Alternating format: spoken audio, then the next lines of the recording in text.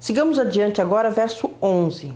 Então a cada um deles foi dada uma vestidura branca, e lhes disseram que repousassem ainda por pouco tempo, até que também se completasse o número dos seus conservos, e seus irmãos que iam ser mortos, como igualmente eles foram. Veja que esses mártires vieram da grande tribulação e receberam vestidos brancos, diz aí o texto. Somente os vencedores são vestidos com vestes brancas, como recompensa, pela vitória. No capítulo 7, que nós estudaremos mais adiante, nos versos 13 e 14, diz que esses que vestem vestiduras brancas são os que vieram de grande tribulação. Ali diz o seguinte, verso 13 e 14. E um dos anciãos me falou, dizendo: Estes que estão vestidos de vestes brancas, quem são e de onde vieram? E eu disse-lhe: Senhor, tu sabes. E ele disse-me: Estes são os que vieram da grande tribulação e lavaram as suas vestes e as branquearam no sangue do Cordeiro. E ainda nesse mesmo capítulo que veremos no próximo estudo, no verso 9, diz que eles constituem uma grande multidão que ninguém pode contar. E como nós já vimos no capítulo 3, no verso 5 diz que apenas os vencedores é que serão vestidos de vestes brancas como recompensa pela vitória.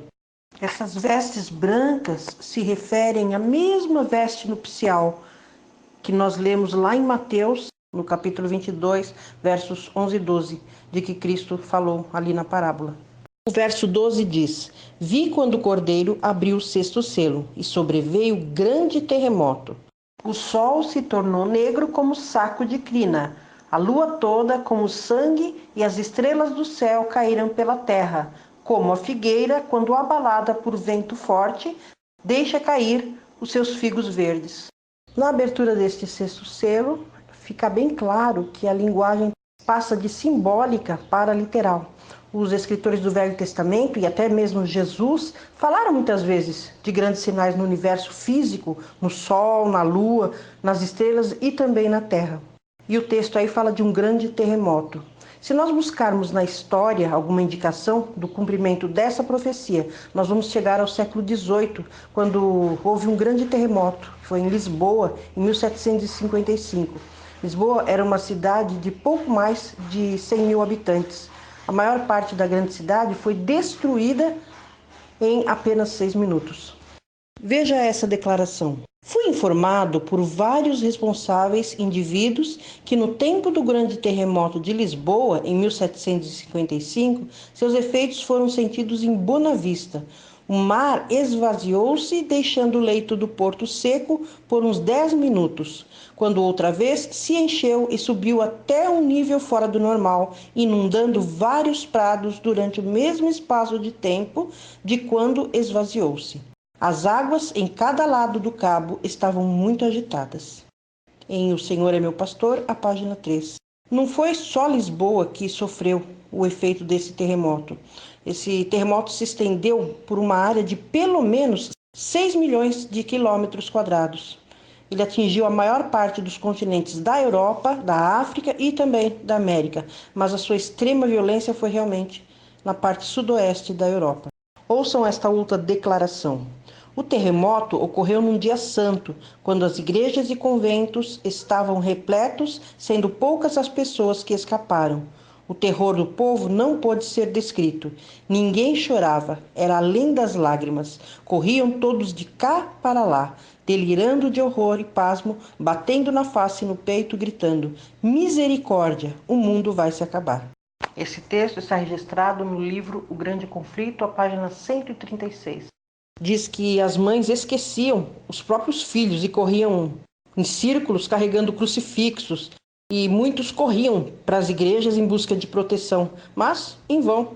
Em vão essas pobres criaturas abraçavam os altares, as imagens. Os sacerdotes e o povo foram soterrados na ruína comum. 90 mil pessoas se presume terem sucumbido naquele dia fatal. Os terremotos são apenas um dos sinais da breve volta de Jesus. Terremotos devastadores têm ocorrido durante este nosso século. Nós temos aí acompanhado nos noticiários, causando aí grande estrago e muitas mortes. Tivemos o o terremoto em São Francisco, na Jamaica, na China, Japão, México, Turquia e tantos outros mais. O texto fala também do escurecimento do Sol. Poucos anos depois dessa grande convulsão de 1775, outros sinais começaram a ocorrer no Sol, na Lua e nas estrelas. Já houve muitos dias escuros e encobertos na história, mas a Sexta-feira Negra de 19 de maio de 1780 foi o maior de todos eles. Os animais, os cães, as galinhas, os pássaros percebiam que algo estava errado. E por volta do meio-dia, muitos estavam preocupados, pensando que o mundo tinha chegado ao fim. A escuridão foi tanta que a Câmara dos Deputados suspendeu o trabalho.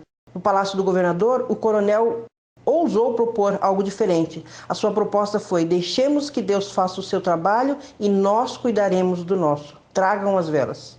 Olha só, mas a maioria das pessoas que participaram dessa escuridão acreditavam que o mundo chegara ao fim. A lua também se tornou em sangue, diz o texto.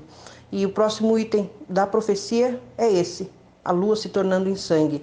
Na noite seguinte ao escurecimento do sol, a lua se mostrou de um vermelho sanguíneo. A causa exata para isto jamais foi estabelecida pelos cientistas. Veja essa declaração: a escuridão da noite seguinte foi provavelmente tão intensa quanto a mais intensa observada. Uma folha de papel branco mantida a pequena distância dos olhos era praticamente tão invisível quanto o mais negro veludo. Uma outra declaração: na madrugada do dia 13 de novembro de 1833, as pessoas dos Estados Unidos foram despertadas com estrelas cadentes. O próximo item da profecia, então, essas estrelas cadentes, foi na noite de 12 para 13 de novembro de 1833, que houve uma tempestade de estrelas cadentes e essa tempestade irrompeu sobre a Terra. A América do Norte recebeu o maior impacto desse chuveiro de estrelas. Algumas estações meteorológicas estimaram em pelo menos 200 mil por hora durante 5 ou 6 horas. Nos versos 14 até o 17, que nós vamos ler a seguir, ainda fala do sexto selo. Vejamos. E o céu recolheu-se como um pergaminho quando se enrola. Então todos os montes e ilhas foram movidos do seu lugar. Os reis da terra, os grandes, os comandantes, os ricos, os poderosos e todo escravo e todo livre se esconderam nas cavernas e nos penhascos dos montes. E disseram aos montes e aos rochedos: caí sobre nós, e escondei-nos da face daquele que se assenta no trono e da ira do Cordeiro. E o verso 17: porque chegou o grande dia da ira deles, e quem é que pode suster-se? O que foi descrito no verso 14, que nós acabamos de ler, ainda não aconteceu. Os eventos do verso 13 já ocorreram. Nós estamos vivendo entre o verso 13 e o verso 14 de Apocalipse 6. É importante que nós compreendamos que a nossa geração se encontra nesse período. Os sinais no céu estão se cumprindo e nós podemos, com confiança, aguardar a vinda de Jesus. Mas a grande pergunta é: quem subsistirá? O próximo evento no relógio de Deus está descrito no verso 14. Que nós acabamos de ler. O texto diz que o céu se retira como um livro.